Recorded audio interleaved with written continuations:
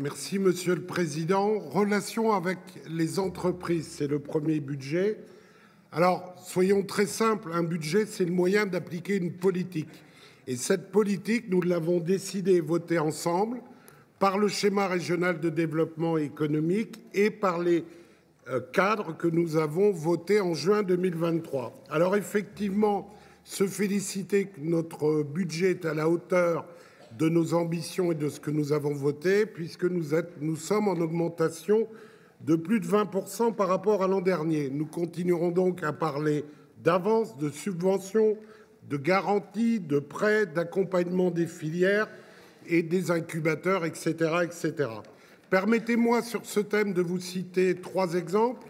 La maison des entrepreneurs qu'on a mis en place, eh bien écoutez, elle apparaît aux yeux de tous comme étant un résultat positif puisque la BPI veut la développer au niveau national.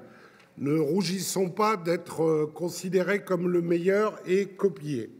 Le fonds Petit Capital Transmission Développement, c'est un fonds que nous allons mettre en place en 2024.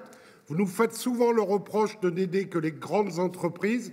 Ce fonds permettra justement, reproche à tort, ce fonds permettra justement d'aider les petites entreprises dans leur développement et dans leur transmission. J'aurais pu également vous parler du Fonds régional de soutien aux activités territoriales, mais je dois maintenant vous parler de formation professionnelle. Pas de panique, le budget est effectivement en baisse, mais parce qu'on attend la nouvelle signature du plan d'investissement dans les compétences. Et ce budget en baisse en autorisation de programme ne l'est pas en autorisation de paiement.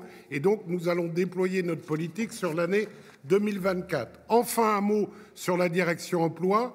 Le dispositif senior que vous retrouvez dans le budget a trouvé son public. C'est la raison pour laquelle on le redote régulièrement.